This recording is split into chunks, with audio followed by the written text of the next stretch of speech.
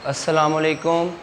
तो आज हमने केमिस्ट्री की बाकी जो ब्रांचेस रहती थी उनके बारे में पढ़ना है।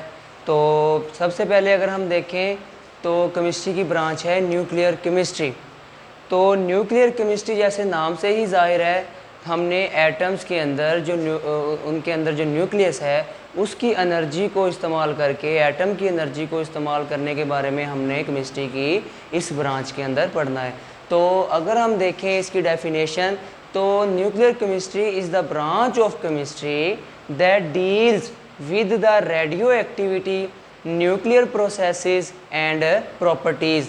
तो अगर हम इसमें देखें कि that deals with the radio activity, radio activity से क्या मुराद है? रेडियो एक्टिविटी कहते हैं कि कुछ एलिमेंट्स इस दुनिया के अंदर मौजूद हैं जो रेडियो एक्टिव हैं। रेडियो मीन रेज़, ऐसे एलिमेंट जिनमें से रेज़ निकलती हैं, शुआएँ निकलती हैं, उन एलिमेंट्स की रेडियो एक्टिविटी के बारे में हमने पढ़ना है। फिर उसके बाद न्यूक्लियर प्रोसेसेस के बारे में हमने पढ़ना है कि कैसे हम उन एलिमेंट्स की रेडियो एक्टिविटी को यूज़ करके एनर्जी के तौर पे, एनर्जी के सोर्स के तौर पे हम इसको कहाँ कहाँ पे इस्तेमाल कर सकते हैं। फिर उसके बाद प्रॉपर्टीज़ और इन रेडिएशंस की क्या खसूसियात होंगी, प्लांट्स के ऊपर इनका क्या इफ़ेक्ट पड़ेगा, ह्यूमंस के ऊपर इनका क्या इफ़ेक्ट पड़ेगा, या फिर दूसरी जो चीज़ों के ऊपर, इन्वायरमेंट के ऊपर इनका क्या इफ़ेक्ट होगा, उनके बारे में हमने न्यूक्लियर केमिस्ट्री के अंदर पढ़ना है। तो अगर हम मेन इसका कंसर्न देखें तो मेन कंसर्न है इस ब्रांच का atomic energy and it's uses in daily life. हमने एटम्स की जो एटॉमिक एनर्जी है उसको इस्तेमाल करना है, और उसके बारे में हमने एटम्स के अंदर जितनी भी स्टोर्ड एनर्जी है कैसे हम उस एनर्जी को इस्तेमाल करके अपनी डेली लाइफ में हम उसका इस्तेमाल कर सकते हैं। तो न्यूक्लियर केमिस्ट्री वो केमिस्ट्री है जिसमें हमने एलिमेंट्स की रेडियो एक्टिविटी के बारे में पढ़ना है, उनके न्यूक्लियर प्रोसेसेस के बारे में पढ़ना है, और उनकी प्रॉपर्टीज़ के बारे में पढ़ना है, उनकी खसूसियात के बारे में पढ़ना है। तो अगर हम इसका स्कोप देखें तो मेडिकल फील्ड के अंदर न्यूक्लियर केमिस्ट्री का जो स्कोप है वो बहुत ज़्यादा है, बहुत ज़्यादा वास्ट है। तो अक्सर आप लोगों ने सुना होगा रेडियोथेरापी का, जो कि हम यूज़ करते हैं। रेडियोथेरापी किडनीज़ के लिए भी यूज़ करते हैं, फिर उसके बाद कैंसर के इलाज के लिए भी रेडियोथेरापी जो है वो हम इस्तेमाल करते हैं। रेडियोथेरापी मीन हमने ट्रीटमेंट करना है डिजीज़ का रेडिएशंस के थ्रू, शुआओं के थ्रू, रेज़ के थ्रू।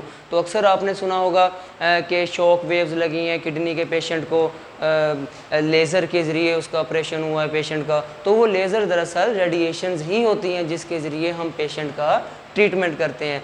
तो वो भी किस केमिस्ट्री के अंडर आएगा? वो भी न्यूक्लियर केमिस्ट्री के अंडर आएगा। फिर उसके बाद प्रिजर्वेशन ऑफ फूड, खुराक को महफूज करना जो है वो भी हम न्यूक्लियर केमिस्ट्री के अंडर पढ़ेंगे कि कैसे हम रेडिएशंस के नीचे जो है वो सब्जियां वगैरह को या फ्रूट वगैरह को या फूड वगैरह को कैसे हम ज़्यादा अरसे तक जो है वो महफूज कर सकते हैं। तो ज़्यादा अरसे तक महफूज बाज़ औक़ात आपने सुना होगा कि बाज़ औक़ात जो गर्मियों के फल हैं वो हम सर्दियों को खा रहे होते हैं, और सर्दियों वाले जो फल हैं वो गर्मियों को खा रहे होते हैं।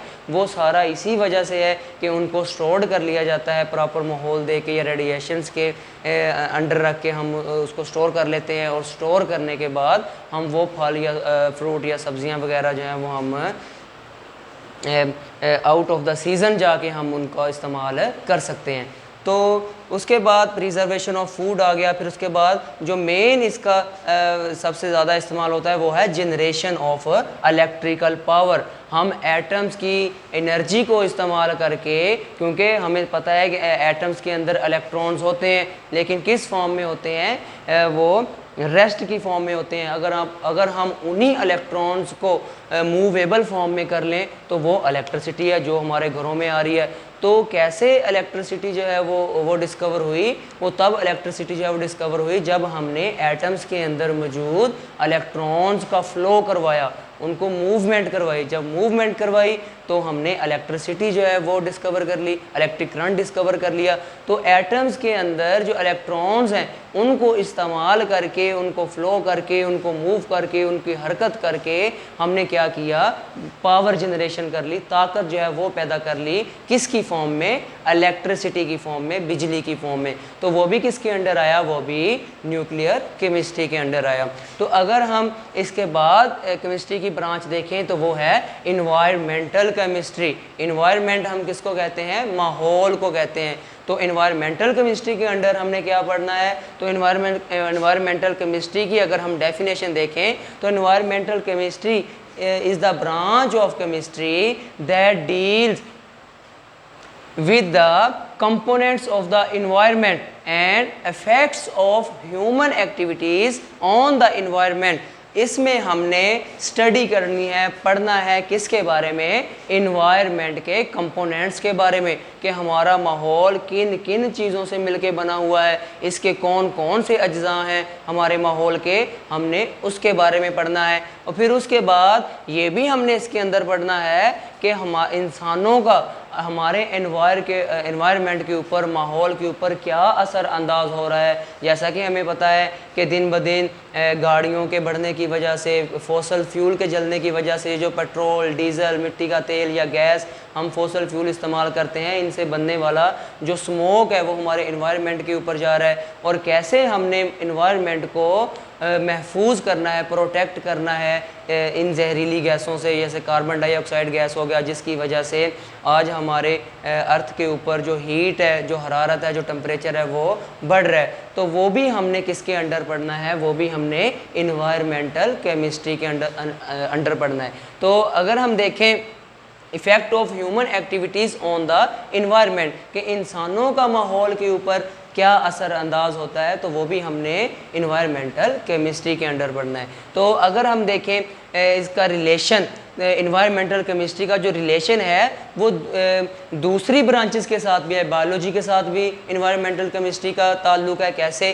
क्योंकि हमारे एनवायरनमेंट के अंदर बायोटिक फैक्टर भी आते हैं, ए बायोटिक फैक्टर भी आते हैं। बायोटिक फैक्टर वो फैक्टर हैं जो लिविंग थिंग्स हैं। लिविंग थिंग्स कौन कौन से हैं हमारे माहौल के अंदर? हमारे माहौल के अंदर जानवर भी हैं और पौधे भी हैं, प्लांट्स भी हैं और एनिमल्स भी हैं। इसलिए इन्वायरमेंटल बायोलॉजी जो है ये रिलेट करती है, ताल्लुक़ बनाती है अपना बायोलॉजी के साथ। और उसके बाद जियोलॉजी कहते हैं हमारे एनवायरनमेंट के अंदर ज़मीन भी आती है, सॉइल भी आती है। जियोलॉजी हम कहते हैं ज़मीन के बारे में जो हम तालीम हासिल करेंगे, ज़मीन के मुतल्लक जो मुताला जो है वो हम करेंगे, उसे हम कहते हैं जियोलॉजी। फिर उसके बाद इन्वायरमेंटल केमिस्ट्री का ताल्लुक़ है इकोलॉजी के साथ। इकोलॉजी हम कहते हैं हमारे माहौल के बारे में जो हम स्टडी करेंगे, माहौल के बारे में जो हम मताला करेंगे, उसे हम कहेंगे इकोलॉजी। तो इस तरह सॉइल एंड वाटर वो भी हमारे इन्वायरमेंट के अंदर आते हैं। तो इस तरह सॉइल के साथ भी रिलेशन है इन्वायरमेंटल केमिस्ट्री का। उसके बाद वाटर भी हमारे माहौल का एक कंपोनेंट है। तो इसलिए इन्वायरमेंटल केमिस्ट्री जो है ये रिलेट करती है, ताल्लुक़ बनाती है वाटर के साथ, सॉइल के साथ, बायोलॉजी के साथ, जियोलॉजी के साथ और इकोलॉजी के साथ।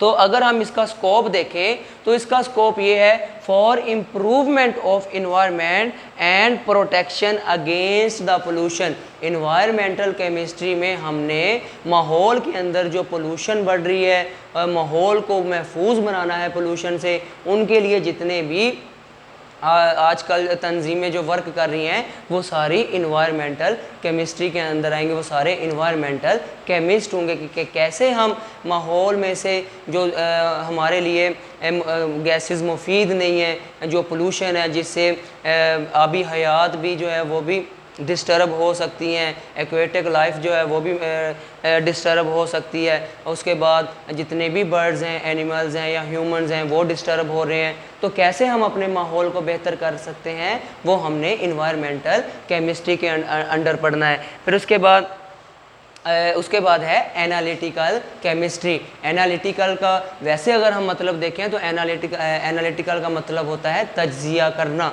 मुशाहदात करने, एक्सपेरिमेंट्स करने, तजर्बे करने। तो एनालिटिकल केमिस्ट्री की वो ब्रांच है that deals with the separation. Separation का मतलब होता है अलहदा करना, किसको अलहदा करना, एंड एनालिसिस और उसका तज्जिया करना, ऑफ आ सैंपल, किसी सैंपल का, किसी भी चीज़ का सैंपल हो सकता है, उस सैंपल को हमने क्या करना है, लेबॉर्ट्रीज के अंदर उस सैंपल के बारे में रिसर्च करनी है, और रिसर्च करने के बाद उस सैंपल के अंदर कौन कौन से कंपोनेंट्स पाए जाते हैं, कौन कौन से एलिमेंट्स पाए जाते हैं, उनके बारे में हमने उन एलिमेंट्स को अलहदा करना है और उनके बारे में जानना है कि इनके अंदर कौन कौन सी एलिमेंट है, सैंपल किसी भी चीज़ का हो सकता है।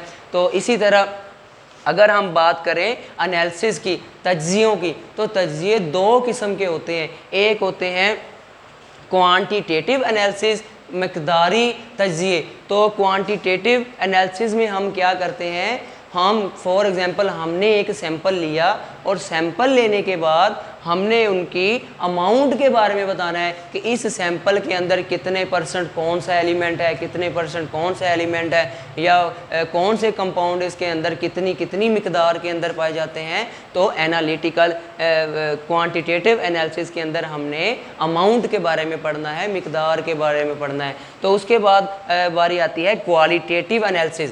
क्वालिटेटिव एनालिसिस जो है, इसमें हमने क्वालिटी मालूम करनी है कि इसके अंदर कौन कौन से एलिमेंट हो गए, पहचान करनी है हमने सैंपल लेके कि इस सैंपल के अंदर, वो सैंपल किसी भी चीज़ का हो सकता है, सोइल का हो सकता है, एनवायरनमेंट में से किसी भी सब्सटेंस का हो सकता है, या फिर आपका ब्लड सैंपल हो सकता है कि आपके ब्लड सैंपल में जो हम डिजीज़, किसी भी डिजीज़ के ख़िलाफ़ जो अगर कोई हम टेस्ट वगैरह करवाते हैं तो उससे हम पहले क्वालिटेटिव एनालिसिस करते हैं, फिर क्वांटिटेटिव एनालिसिस करते हैं। क्वांटिटेटिव से हमें पता चल जाता है कि हमारी HB कितनी है, कितना ब्लड है हमारे अंदर। फिर उसके बाद जो बैक्टीरिया, जो डिज़ीज़ कॉजिंग बैक्टीरिया होते हैं या वायरस होते हैं, जिसके जो डिज़ीज़ पैदा करते हैं, बीमारी पैदा करते हैं किसी भी ह्यूमन के अंदर या एनिमल्स के अंदर, तो उसके बारे में हमें जब पता चल जाएगा कि कौन सा वायरस या कौन सा बैक्टीरिया जो है वो डिज़ीज़ पैदा कर रहा है, बीमारी पैदा कर रहा है, तो वो हमारा हो जाएगा क्वालिटेटिव एनालिसिस। हमने पहचान करनी है कि कौन कौन सी चीज़ें इसके अंदर मौजूद हैं। फिर उसके बाद अगर हम एनालिटिकल केमिस्ट्री का स्कोप देखें तो एनालिटिकल केमिस्ट्री का स्कोप ये है कि हम फूड के अंदर फॉर एग्जांपल फूड के बारे में हमने किसी भी चीज़ का क्वांटिटेटिव या क्वालिटेटिव एनालिसिस किया तो हमें पता चला इसके अंदर इतने किलो कैलोरीज हैं, इसके अंदर पोटाशियम है या सोडियम है या जो भी एलिमेंट है, हमें पता चल जाएगा फूड के क्वालिटेटिव एनालिसिस से। तो हम बेहतर जो एनर्जी वाली फूड है वो हम तैयार कर सकते हैं एनालिटिकल केमिस्ट्री के अंदर, और हमें पता भी होगा कि इनके अंदर कोई भी ऐसी चीज़ मौजूद नहीं है जो हमारे लिए हार्मफुल हो, नुकसानदेह हो। फिर उसके बाद वाटर जो है वो भी एनालिटिकल केमिस्ट्री के अंडर आता है। वाटर से हमें पता चलता है कि ये हार्ड वाटर है या सॉफ्ट वाटर है, ये पानी पीने के काबिल है या फिर नहीं है। वो भी हम जब उसका सैंपल लेके उसका एनालिसिस करते हैं तो एनालिसिस से हमें पता चलता है कि इसके अंदर कौन कौन सी, अगर कोई डिजीज़ कॉजिंग बैक्टीरिया या वायरस होंगे तो फिर हम वो वाटर से अवॉइड करेंगे, वो वाटर को पहले सॉफ्ट करेंगे, फिर सॉफ्ट करने के बाद फिर हम वो उसको पीने के काबिल बनाएंगे। तो उसके बाद इन्वायरमेंटल एंड क्लिनिकल एनालिसिस, हमारे माहौल के अंदर किसी भी कंपोनेंट्स के बारे में बताने के लिए कौन कौन से एलिमेंट इसके अंदर मौजूद हैं और कितनी कितनी मिकदार के इसके अंदर मौजूद हैं, तो वो भी हम करते हैं। तो क्लिनिकल एनालिसिस ये आ जाएगा कि जो मैंने अभी आपको बताया कि हम लेबॉर्ट्रीज़ के अंदर ब्लड टेस्ट वगैरह करते हैं, यूरिन टेस्ट वगैरह करते हैं, तो इससे हमें पता चलता है कि हमारे ब्लड के अंदर या यूरिन के अंदर कोई बैक्टीरिया या वायरस जो है वो डिज़ीज़ तो नहीं कॉज कर रहा है। तो उनके बारे में भी हमने सारा डिटेल के साथ एनालिटिकल केमिस्ट्री के अंडर पढ़ना है। तो जितनी भी लेबॉर्ट्रीज़ हैं वो सारी किसके अंडर आती हैं, वो एनालिटिकल केमिस्ट्री के अंडर आती हैं। तो आज हमने केमिस्ट्री की सारी ब्रांचेस के बारे में, सारी ब्रांचेस जो हैं वो पढ़ ली हैं।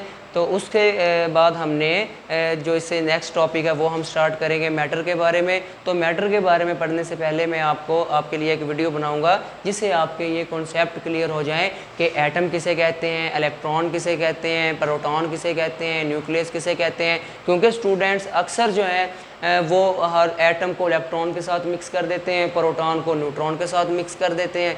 उनको पता ही नहीं होता कि एटम के अंदर इलेक्ट्रॉन पाए जाते हैं या इलेक्ट्रॉन के अंदर एटम पाया जाता है। तो ये मैं आपका कन्फ्यूजन जो है वो दूर करूँगा। तो शॉर्ट वीडियो बनाऊँगा 2-3 मिनट की, तो इंशाल्लाह आपको एटम्स के स्ट्रक्चर के बारे में, इलेक्ट्रॉन के बारे में, न्यूट्रॉन के बारे में और प्रोटॉन के बारे में आपको पता लग जाएगा। तो आप उनमें फ़र्क जो है वो कर सकते हैं। तो तब तक के लिए अल्लाह हाफिज़।